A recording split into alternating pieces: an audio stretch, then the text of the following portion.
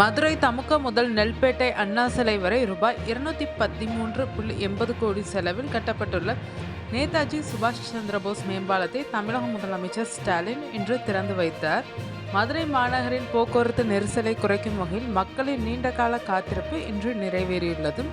இந்த பாலத்துக்கு நேதாஜி சுபாஷ் சந்திரபோஸ் மேம்பாலம் என முதல்வர் ஸ்டாலின் பெயர் சூட்டிய நிலையில் இன்று திறக்கப்பட்டது. இந்த பாலம் 61 தூண்கள் கிட்டத்தட்ட 2 கிலோமீட்டர் நீளத்தில் கட்டப்பட்டுள்ளது. பாலத்தின் ஏறுதளம் தமுக்கம் பகுதியில் தொடங்கி நெல்பேட்டை அண்ணா சிலை சந்திப்பில் இறங்கும் வகையில் கட்டப்பட்டுள்ளது. ரூபாய் 213 கோடியில் கட்டப்பட்டுள்ள இந்த புதிய பாலத்தை முதல்வர் ஸ்டாலின் இன்று திறந்து வைத்து பொதுமக்கள் பயன்பாட்டுக்கு அர்ப்பணித்தார். இந்த பாலம் திறக்கப்பட்டதன் மூலம் கோரிப்பாளையம், யானைக்கல், தமுக்கம் உள்ளிட்ட பகுதிகளில் பீக் ஹவர் நேரங்களில் நீண்ட நேரம் வாகனங்கள் நின்று செல்லும் நிலை இனி இருக்காது என எதிர்பார்க்கப்படுகிறது.